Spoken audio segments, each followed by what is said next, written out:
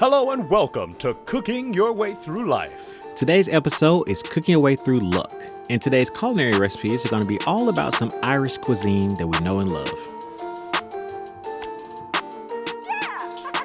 Cooking Your Way Through Life is a podcast combining knowledge of the kitchen and applying it to real-life situations. This podcast is all about understanding techniques to make things you already know even better. Topics from traveling on a budget, setting and achieving short and long-term goals, and of course, cooking. On today's episode, we're going to go over, is there a such thing as luck? Is it lucky? Is it blessed? What is the actual reason why some people get certain things and some people don't? We're also going to go over some of our unlucky experiences in this episode and talk about some really amazing Irish cuisine that might not have actually started in Ireland. Give you a little food history as well. So get ready. Please welcome Chef Hollywood. Hey guys, welcome back to another episode of Cooking Your Way Through Life with me, Chef Hollywood. And today we are going to be doing the Irish episode. St. Patrick's Day is in the house. St. Patrick's Day episode is here. And I actually have a co-host for today, so I'm super excited about that. We're going to be talking about luck. And I feel like it was the perfect time to talk about this during the St. Patrick's Day episode.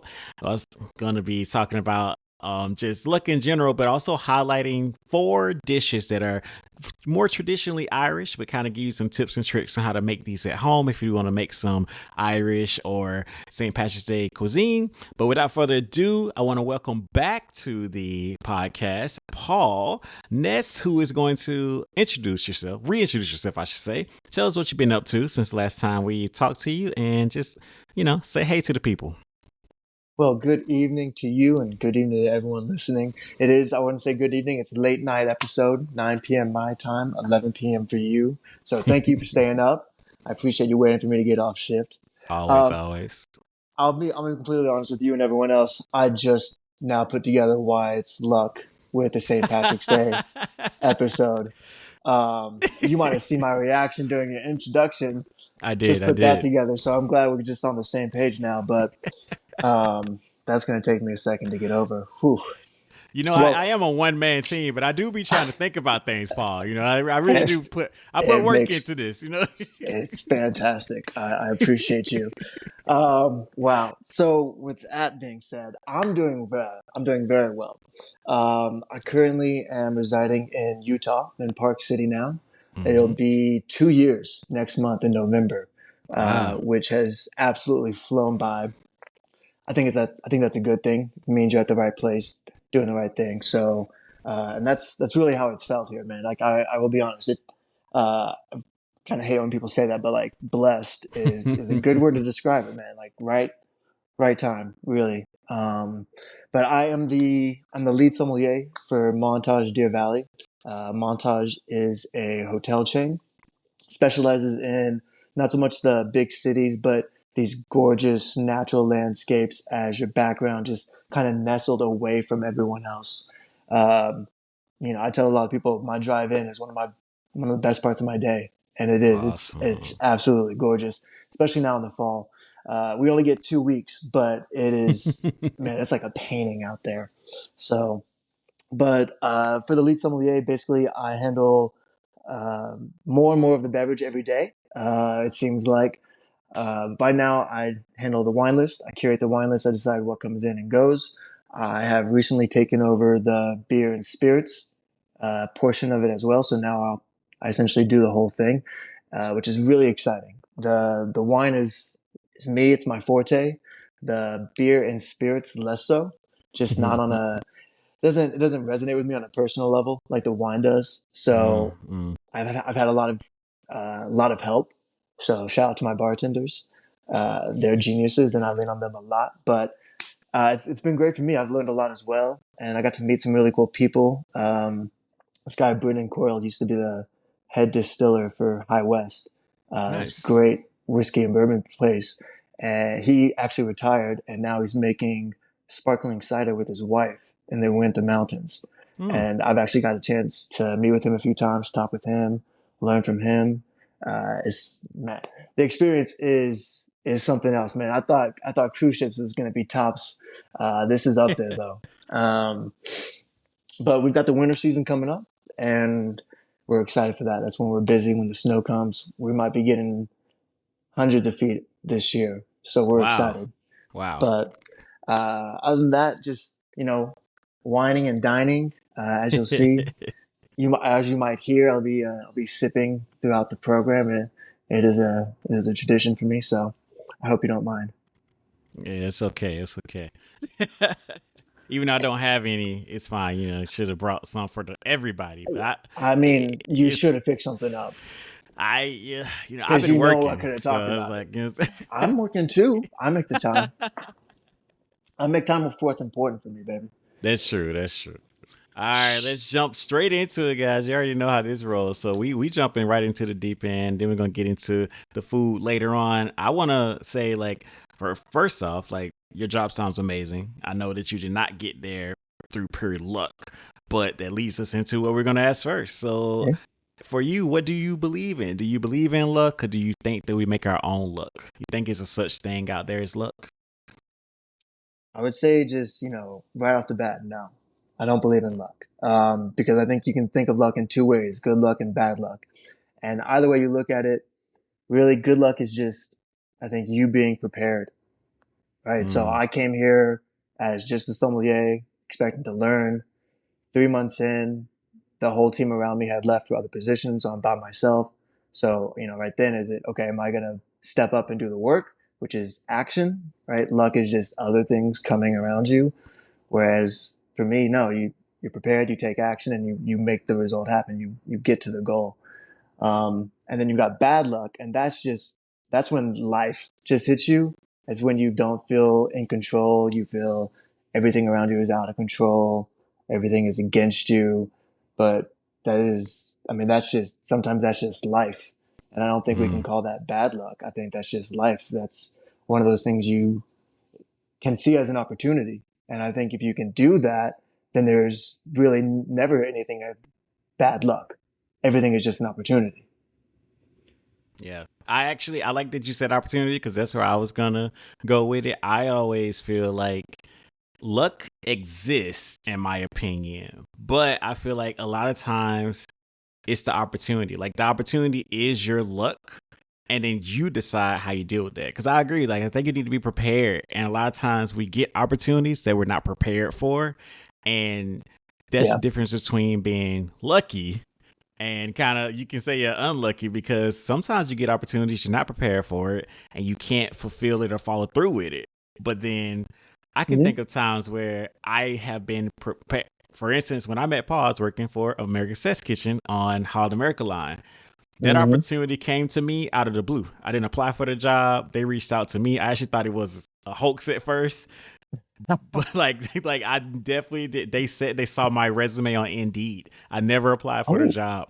Like I was already moving cross country to work for the Broncos in Denver, and then this job just came out of nowhere. And so I feel yeah. like that was a lucky opportunity that came my way, but I also had to do the work to like kind of clinch that or like complete it because it could have went in the opposite way. I could have just like never like not stepped up, learned scripts and all the rest of the stuff. But so I do feel like it's an opportunity. It's like that. It's kind of intertwined for me a little bit. No, I can see that, but if I was going to play devil advocate, which I love to do, I'd say, they saw your resume on Indeed and your resume impressed them. On that resume is a result of your work, your action. That's luck's got nothing to do with that. I mean, they could have seen a million Mm, resumes, but they still picked you. And I think that says more about you than you're giving yourself credit for. And then as for, you stepping up, again, that's what we're talking about, man. That's you taking action. I think luck is something, if it exists as something that you can control. yeah. Um, Okay. I Okay. mean, as much as possible. And you can say even from something like counting cards and blackjack to just, studying, taking care of yourself and just being as prepared as possible. But that's all what you do. I think that plays the biggest role. Okay. All right, Mr. Devil's Advocate. I like that. I like that. Since you are Devil's Advocate and you're on the side of no luck, have it ever been a time in your life where you felt genuinely lucky or unlucky, even like maybe as a kid before you came to be? Oh, okay, 100%. And man, now I might have just shot myself down because I will say this, in the sense, okay, I'm going to say it and I'm going to immediately play devil's advocate. I would say that, and I honestly believe this, but I grew up in a household with two parents where I never struggled for food, shelter, clothes, school, anything like that until I was able to actually take care of myself and provide all of those things for myself, which again, I learned from my parents. So I would say, I do tell people I'm lucky that I have that because I know that's not the case for a lot of people. Mm-hmm. But at the same time, if I was going to play devil's advocate, that is a result of my parents' efforts and actions Yeah.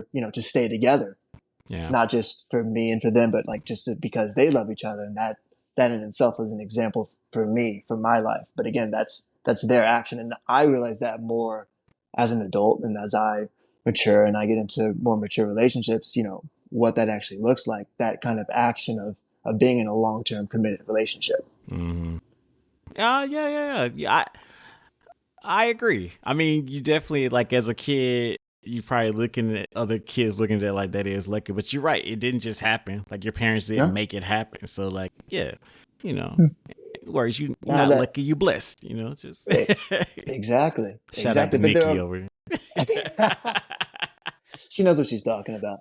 there. True. Um, Now there are times I say at first, that feeling of unlucky or being unlucky. I think that's a human thing.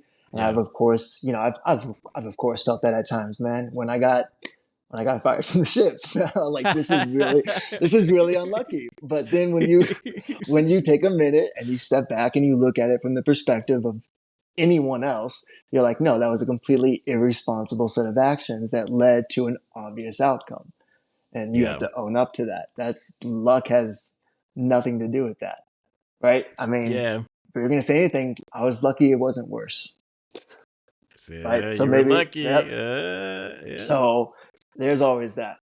I would say for me, an unlucky kind of thing jumps out for me, and I don't know if I've said this on this show before. A lot of episodes since 2020, but I don't think Oh, so. right. I don't think I said this before. If I have, let me know in the comments. But there was a time when I was in culinary school, and um, there was this day where like I had just got into a car accident, so I wasn't driving my car, so I had to drive my aunt's car.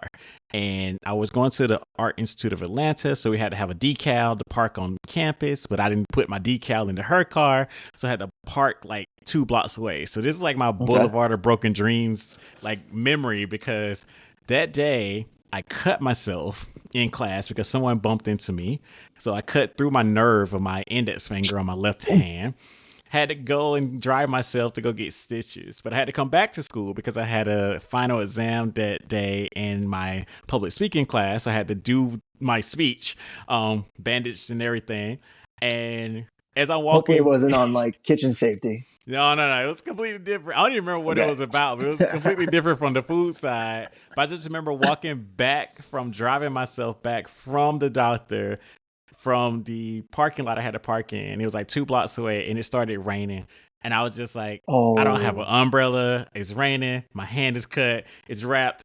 Today sucks. I still got to go do this thing. And I walked into the classroom just soaking wet. And my teacher's like, you can go.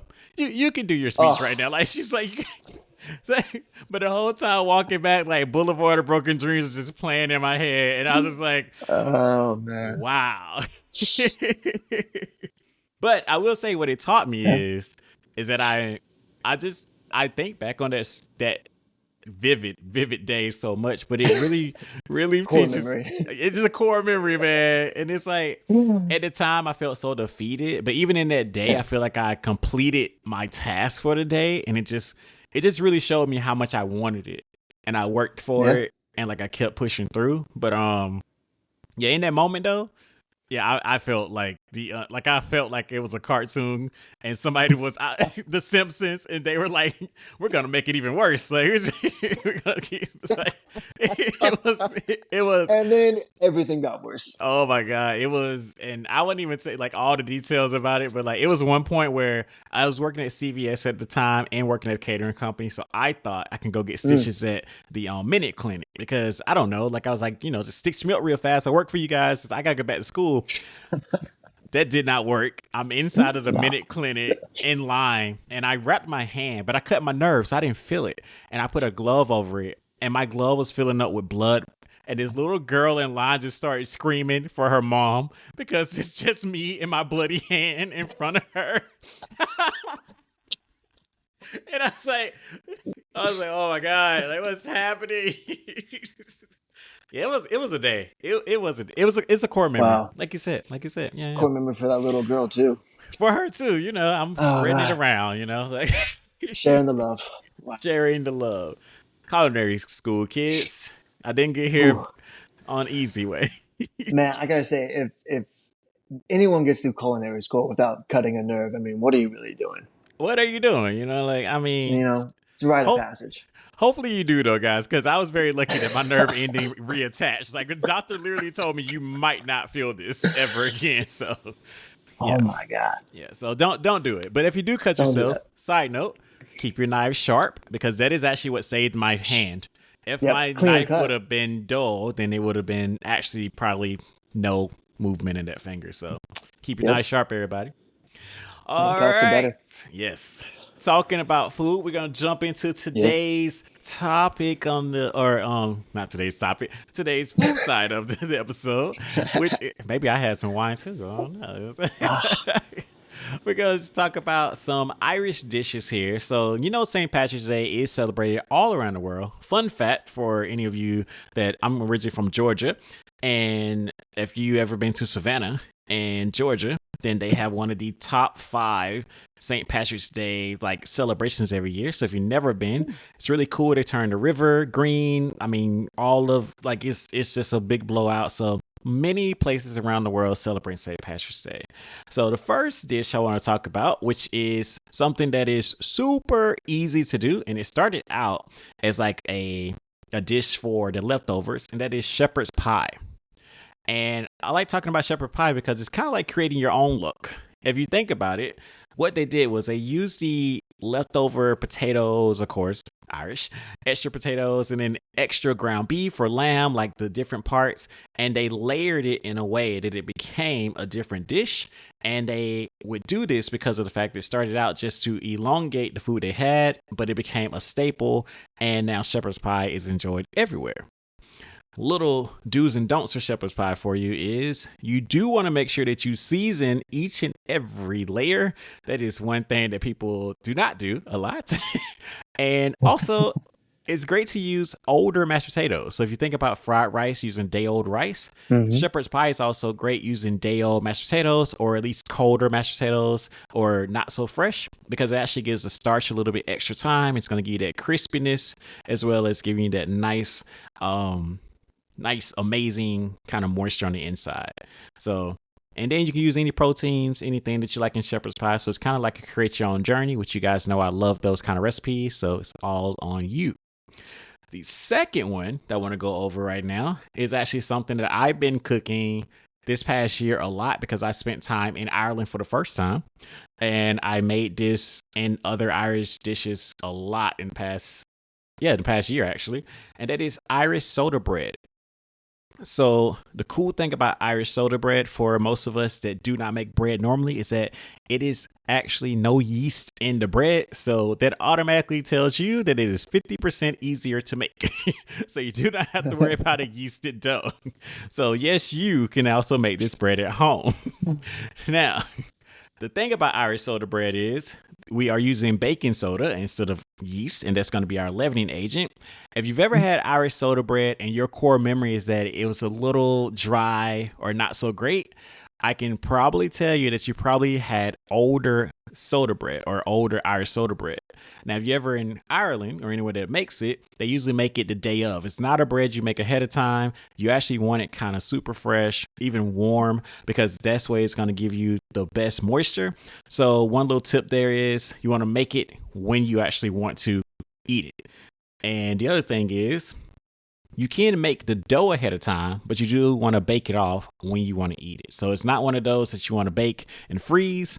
It will not be the greatest. And if you do that, you probably won't try it again. But You can put so many things in Irish soda bread, and a lot of times you'll see pumpkin seeds, you'll see different sunflower seeds and nuts and other things in it, and it's great for throughout the year changing your seasons. Like Paul is waiting for 100 feet of snow over there, so you might want to add some nice hardiness to that bread so it keeps you warm, for instance. So Mm. this is a great time for that. All right, before we talk about the last two, we're going to jump back into today's topic, talking about luck here. Hopefully, you had better luck than I did when I cut my hand in culinary school. But we kind of talked about this earlier, touched on it. But I want to ask for you, how do you stay ready for opportunities that come your way, Paul? Like, so even when luck Hmm. doesn't seem to be on your side, if you believe Mhm. in it or not, like, how do you stay ready for those opportunities as they come your way? I think that just boils down to taking care of yourself and, Mm, you know, doing what you know you need to do.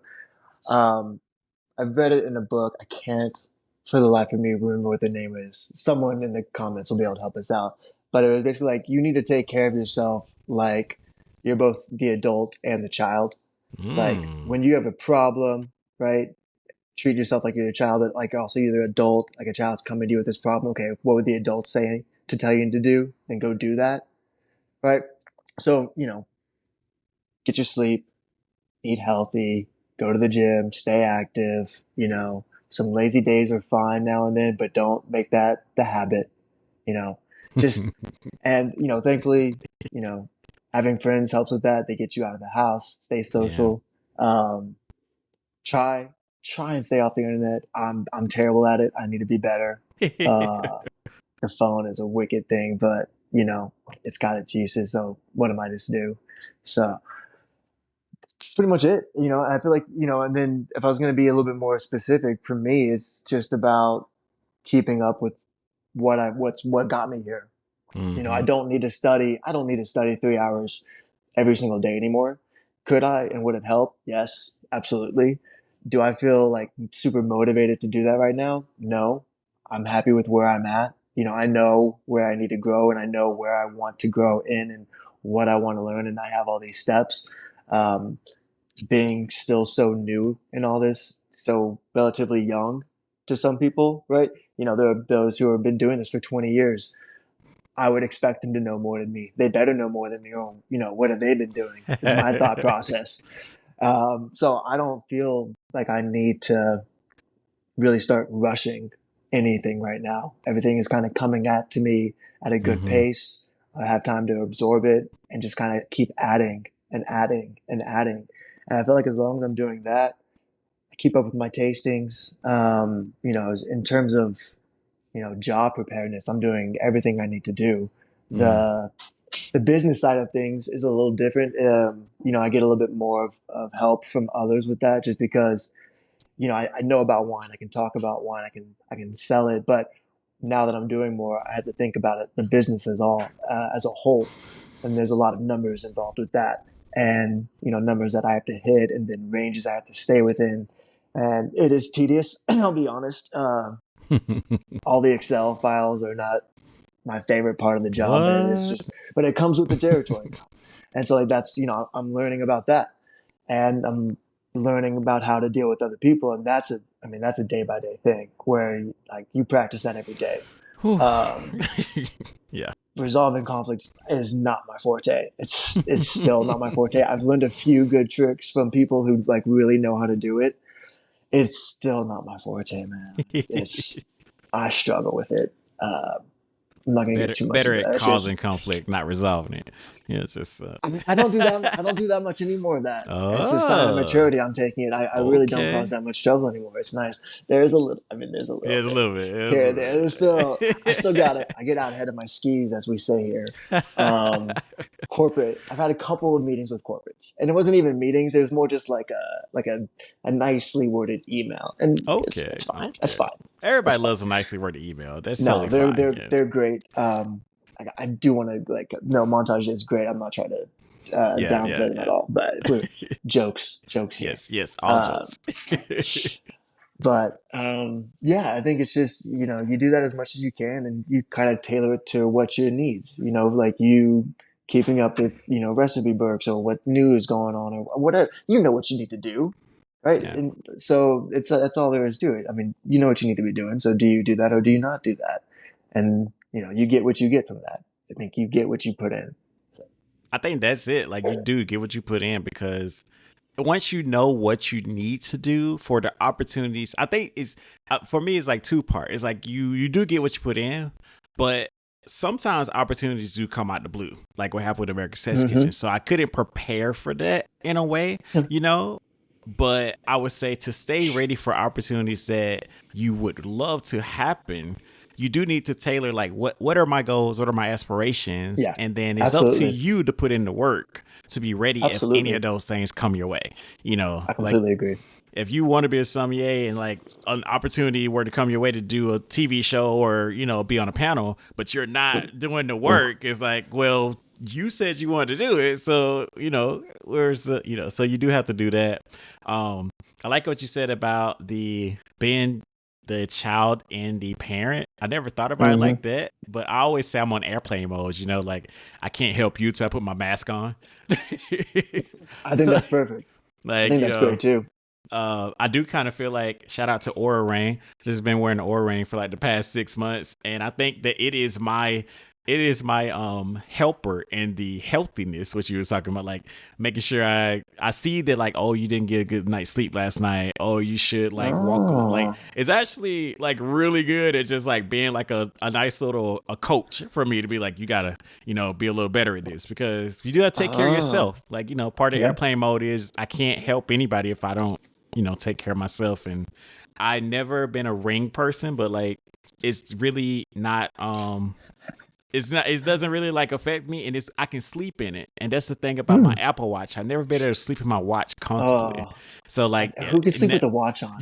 so like I could never like Psychos. measure my sleep with my watch just like so I It's think American it Psychos. That's why all those tech exactly. bros do it. Yeah, it's a Mm. anyway, but I think sometimes you gotta figure out what helps you, what helps you to be motivated. But yeah, like stay ready. Like if you don't have to get ready, Hmm. if you stay ready. So Exactly. yeah, Exactly. nice.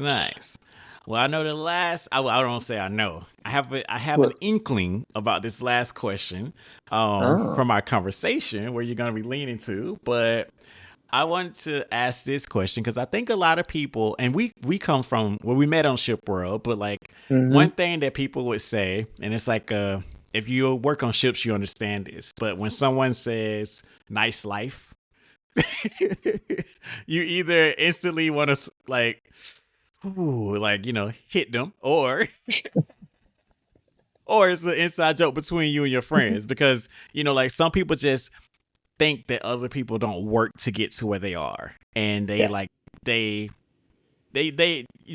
so I Hmm. would say, Oh, do you think that some people are born lucky, or is it all about attitude and perspective?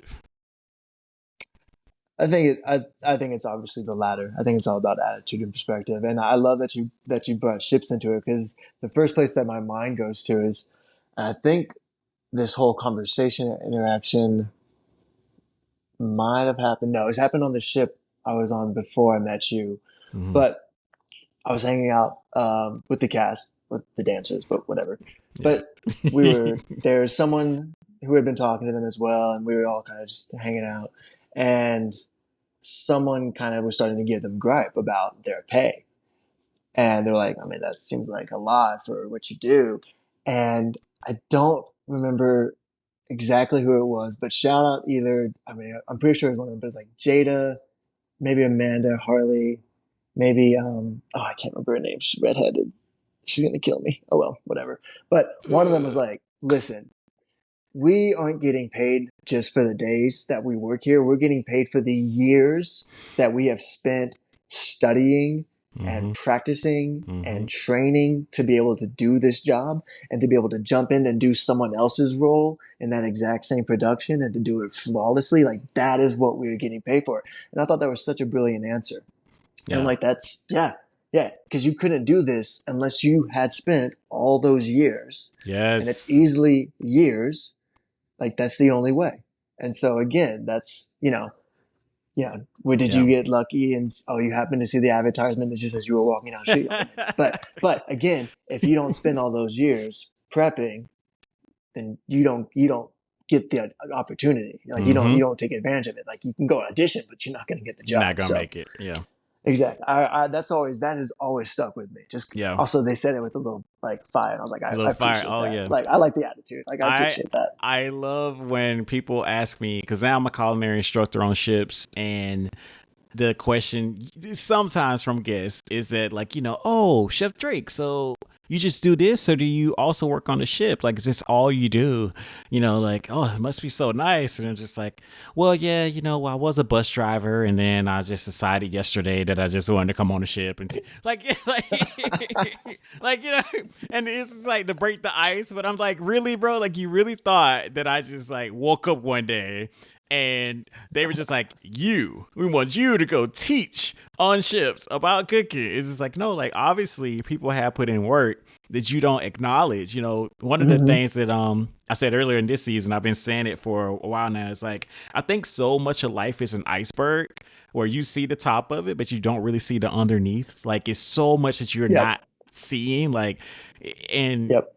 it is true. It's like, no, like, for the most part, I don't think a lot of us are like, I think some people have luck every now and then, honestly, but I think like the majority of people are just like hard workers. They're in the right place at the right time. If anything, I believe in right place at the right time more than luck, because there have been so 100%. many times where I'm just like, if I wasn't there at that moment, like, I would not have had that to I happen, completely agree. Yep.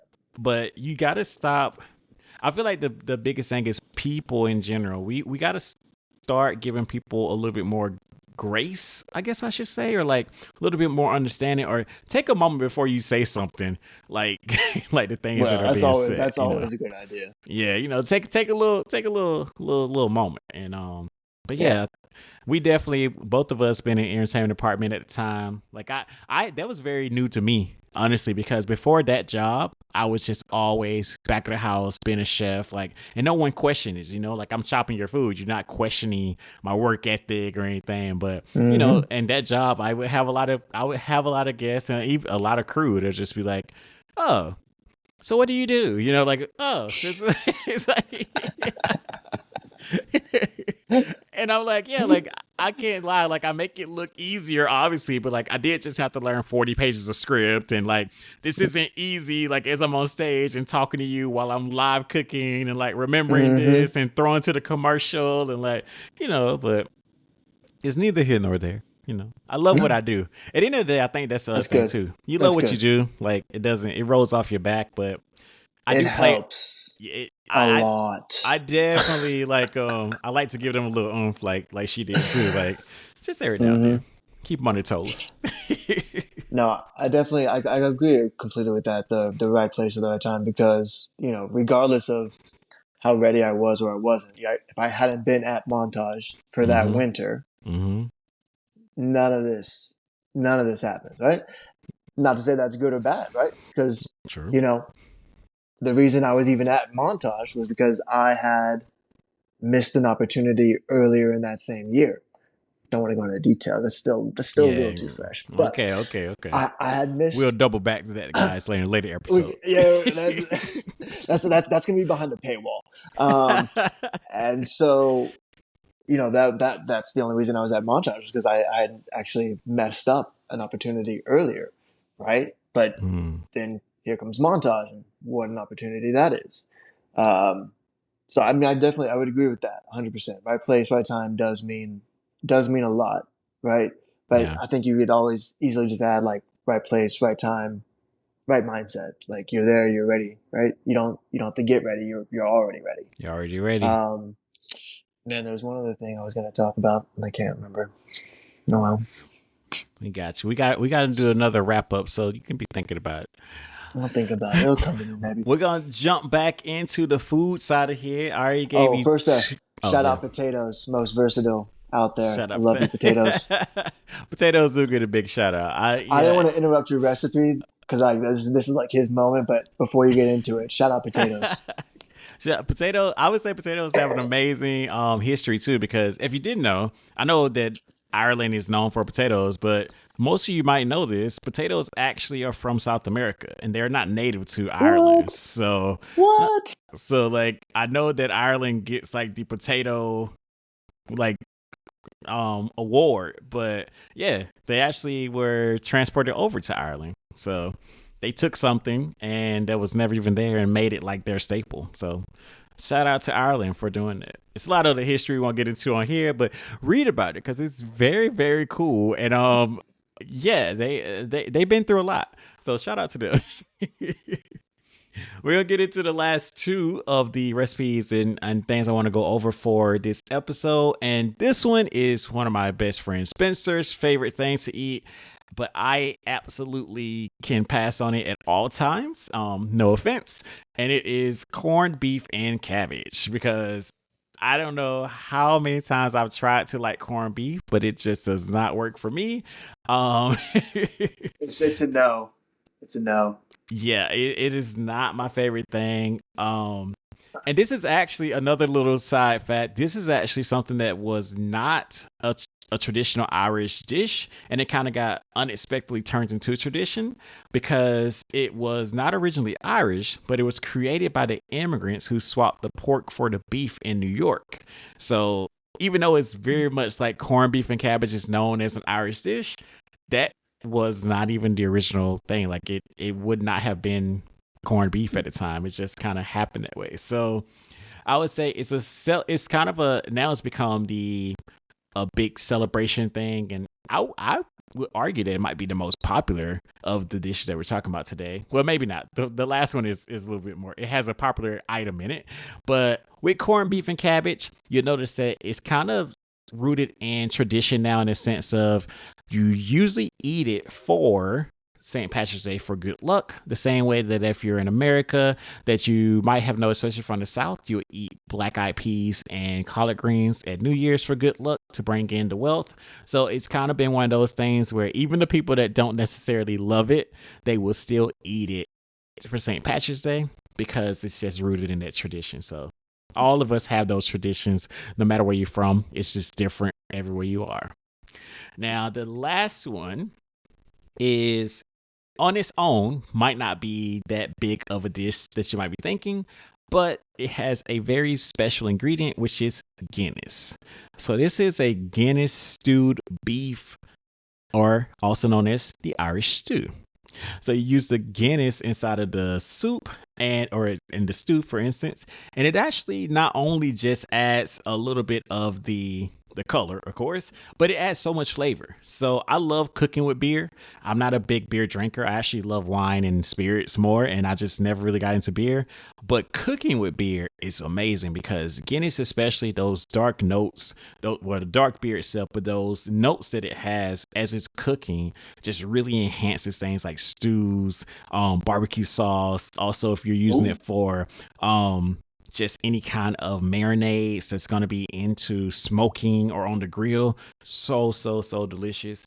And the great thing about a stew is that it's not your imagination. You did not make it up. It's always better the next day. So you can make the stew. It's great for the wintertime, for the fall. I know St. Patrick's Day is usually not as cold, but depending on where you are in the world, it might be. So you can always make this and let it simmer and it can go. So that's going to be our last one. And the great thing about making that stew, if you do like beer, is that you always buy enough beer for you and the stew. So, have one on tap for it. I will say, Smart. nice. I will say I tried Guinness from the tap in Ireland, and I actually finished it. And I think that, well, I don't even think it definitely tastes different there.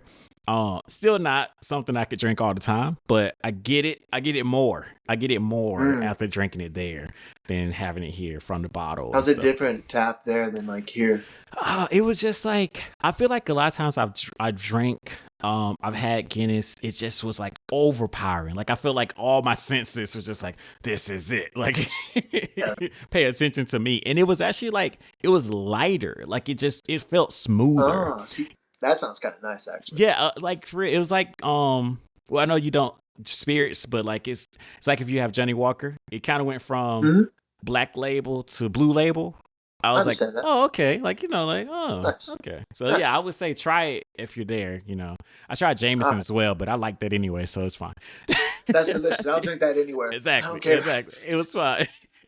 That's going down no matter what. That's fine. I just kept drinking it for the hell of it, but It's yeah. so good.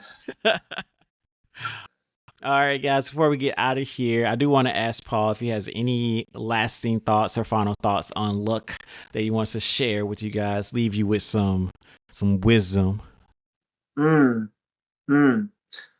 Man, I really wish I had something poignant to say. Because normally, like, this is like my job. It's like I'm poetic. Like, that's how I sell wines. Like, I sell that. I sell you the experience. And I'm blanking now. It's fantastic timing. No. It's real life, Look, whether you believe in luck or not, I think that's great. Either way. I don't know, man. Like, fuck. Cut that shit. Cut that shit. No, that's fine. I don't know, man. Like this. You want me to tee it up a different way for you? I got you. Yeah, maybe. Okay, we can try that. Let's try that. Keep all that because that was cool. Keep all that. All right. So, Paul, we've been talking about luck this whole episode, but we kind of debunked the fact that we both kind of think you're not born lucky. We've been talking about like opportunities and things like that. But is there something you would say to the audience about luck that you maybe still have a little smidgen of hope about, or like how they can move forward trying to be lucky or unlucky in life?